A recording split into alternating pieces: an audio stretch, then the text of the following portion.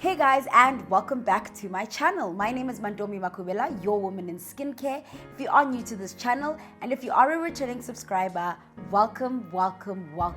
I'm back again guys with another skincare video. And listen, today we're going in a bit deeper than what we normally do. So I've heard your cries, I've heard the number of questions that people ask me on a daily and on a regular, and I thought to myself, why not cover this on a video? So today I am talking and we're discussing the 5 underrated ingredients for hyperpigmentation. Without wasting your time, let's get into it.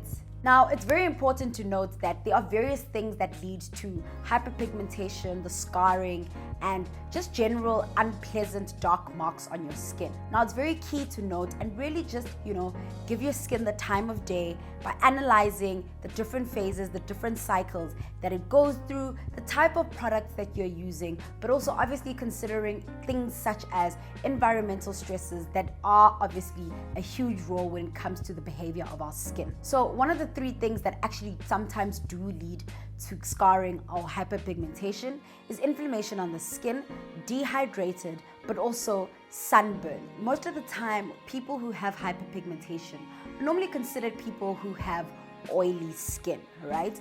And most of the time, there are so many myths that I feel like could be debunked when it comes to people with oily skin. But essentially, what I want to say is that most of the time when you're looking at your skin in a much more holistic view, you want to make sure that you focus on the 3 things: cleansing, actives, and hydration. And I say this because I think these are essentially the key and the foundation of actually building and sort of like having. And I say this because these are the 3 key things that one needs to have in their skincare regime. The first ingredient that I would say works really well helping hyperpigmentation is tranexamic acid. Now, this isn't a new ingredient, but I think I got introduced to tranexamic acid when List actually released a product or sort of like a serum with that particular ingredient. So if you do go into Cult Beauty, they do obviously take a bit of time to now deliver because they've changed courier services, but you can get the tranexamic acid from the List, and yeah, really just use it on your skin.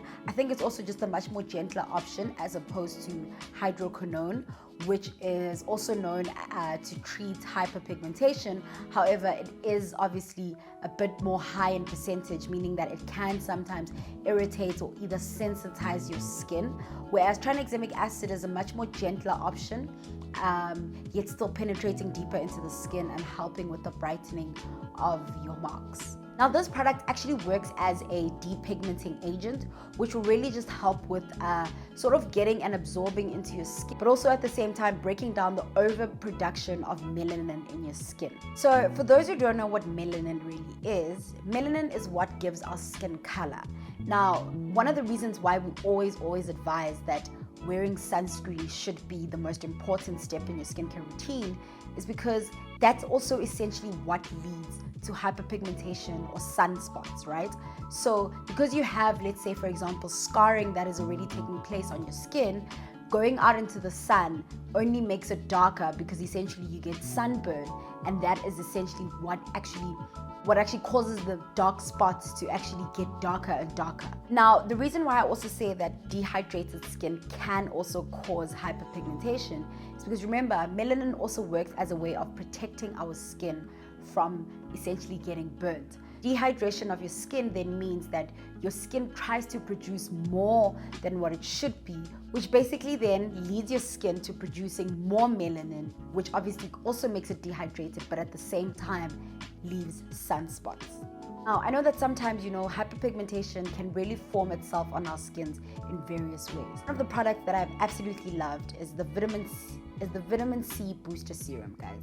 And now I have obviously raved so many times about this product, but guys, I swear, I honestly believe in this product more than I believe in myself. Now, I think a product that I also want to add on is that the glow mask from Hermosa Flow. I've absolutely been loving this particular mask, and I think it's actually one of the masks that have the most actives that I currently have in my cupboard. So trust me when I say that that mask is everything actually anyone needs, right? And I always find that sometimes when you have clogged pores, uneven skin texture, and your skin just needs that sort of like wake me and pick me up, and just to remove all that dullness, it really is the mask to go, which will also help obviously with the brightening of your skin. And it's got glycolic acid and it's got lactic acid, so it's basically a 2-in-1. It's a layering of actives which will work really, really well in just the overall texture of your skin, right? It is a jelly-like sort of like texture, but it's very pleasant on the skin, so my skin has absolutely been loving it. I did do a reel on it and how it basically applies onto my skin, but this is also another product that I just want to rave about and really just give it its flowers. Now, my second ingredient is mandelic acid. Now, mandelic acid and I have a very love-hate relationship. And you know what? I'm really just willing to give mandelic acid its day, its time, the flowers that it deserves, because I feel like maybe the formulation of mandelic acid that I used wasn't the one for me, right? But I think this really is an underrated ingredient, which you really don't actually see much in skincare products. And I really think that brands should jump onto it, because mandelic acid is actually really one of the most gentle exfoliants in helping with not only penetrating deep into your skin and sort of like breaking down and clogging your pores, but also it really helps with brightening your skin, but also helping with exfoliating your skin, and at large obviously reducing your dark marks. Now, I got introduced by mandelic acid via Skin Functional, which they have a mandelic acid toner, which I think is like 2%, which really just helps with working well. But obviously, like I say, I think for me at the time, my skin was either sensitized or just way too sensitive to sort of like using any acids. So I did get a bit of a reaction on my skin, but I'm willing to give it some time of day, just give it a try out to really just help bring back the firmness and the suppleness of my skin. Now, one thing I feel I need to share when it comes to mandelic acid, right? Mandelic acid normally comes in very high percentages, right? And the reason for this is because mandelic acid actually has a high molecular weight, right? Meaning that it is actually going to less irritate your skin, which is quite crazy because I obviously witnessed the inverse, but essentially it is also considered as one of the most gentle sort of like exfoliants that you can basically get into. And if you are someone who is a beginner in using actives, you likely will be advised to start off with mandelic acid, right? Which is crazy actually, because like I say, not many people have really, or rather brands have jumped onto having or including ingredients such as mandelic acid. And I think the one that I was obviously introduced to was the one from Skin Functional. You can find it on their website, but it really just helps with the unclogging of your pores, really just evening out your skin tone as well and any discoloration. But it also really, really works at working at the dermis of your skin, right? Which is really just the top layer of your skin. So if you have any clogged pores, congestion around your nose, or any blackheads that you're trying to get rid of, mandelic acid would likely be your safest option. And I always say that because obviously the one from Skin Functional that I had used was in a form of a tonic, I would say that you could use that either as a tonic or as serum. So a tonic, I mean toner, or as a serum, and essentially just jump straight into your next step, which would be your moisturizer. Now, I think my next ingredient is an ingredient that is often overly missed, or is really not like, we don't pay attention to it much, simply because it's normally not used alone. It's normally used with another formulation or another sort of like ingredient, which is also known as vitamin C, right?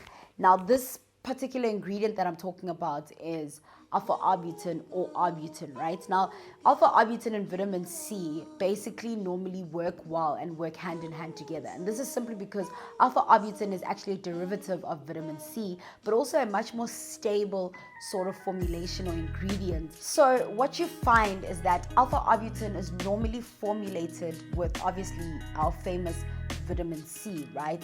And I think like mandelic acid, alpha-arbutin also works with really just working at the core of your skin and really focusing on sort of like the root cause.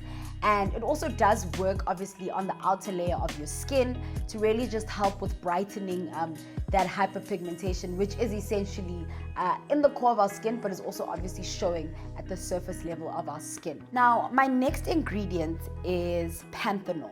Now, I don't know what it is, but I think that this ingredient should be in each and every single skincare product. And the reason I say that is because, coming back to what I said, that inflammation can be the cause of longer lasting hyperpigmentation. Now, panthenol or vitamin B5, obviously as some know it, has super powerful properties, right? It helps with just improving the skin protection and hydration, which essentially will help prevent hyperpigmentation, right? It will really help with just promoting better texture and giving the skin a much more radiant look. Panthenol is a much more gentle product that will really also just help with improving the overall barrier of your skin. When your skin barrier is also intact, it becomes a whole lot more easier for other products and other actives that you introduce into your skincare routine to penetrate at a much more deeper level in order to really just target the hyperpigmentation at its core. Now, this is another really great ingredient which is very much suitable for people with sensitive skin, right? And it will really also just help with brightening your skin and giving it a much more youthful look more than anything.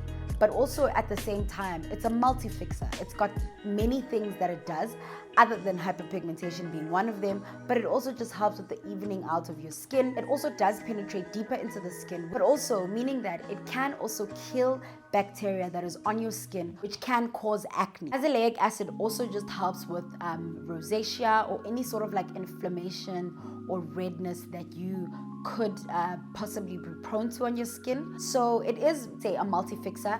One product that I would obviously highly recommend that has azelaic acid is the multi-fixer from Skin Functional. So this is a multitasking potent formulation which will really help with reducing the redness, post-breakout marks, but also stubborn blemishes and soothe irritation that you may have on your skin. This particular this particular product has, I think it has a mix of ingredients which are azelaic acid, but it also does have salicylic acid, so that will also help with the product really penetrating deeply and unclogging your pores. And I think my last ingredient would definitely be retinol. Retinol is the most powerful ingredient which will really just target almost close to everything that you may have concerns with, but obviously one being hyperpigmentation, which is really the most common. So because retinol has the ability to speed up the cell turnover of your skin, this means that it will really help in regulating and renewing your skin, because retinol has the ability to speed up cell turnover. So what you will see is a high increase in cell turnover, stimulation of collagen in your skin, but also inhibiting excess melanin production, which is essentially every single thing that leads to hyperpigmentation. Now, the most important factor that determines whether or not a retinol product can effectively treat hyperpigmentation is the amount of active retinoic acid found in that particular product or formula, right? Remember, with retinol, higher concentrations of the retinoic acid have stronger effects on the skin, which is essentially why you want to make sure that you are easing retinol into your skincare routine, because the overuse of it obviously can lead to irritations of your skin, which then will lead to breakouts and then worsen the hyperpigmentation that you are currently trying to treat. So I think when it also comes to a product like a retinol, this is obviously also in conjunction to all obviously the other ingredients that you are using in your skincare routine to really use sunscreen as part of your entire routine to make sure that you are sealing but also protecting your skin so that they can work hand in hand with the targeted ingredients that you are using for your hyperpigmentation. But other than that, guys, I really hope that you enjoyed this video. I really hope that you go out there and you do research, find out what other ingredients can help you with treating some of your skincare concerns, mainly hyperpigmentation. And yeah, just so that you can also feel confident and love your skin. Don't forget to like, comment, and subscribe, and I'll see you in the next video.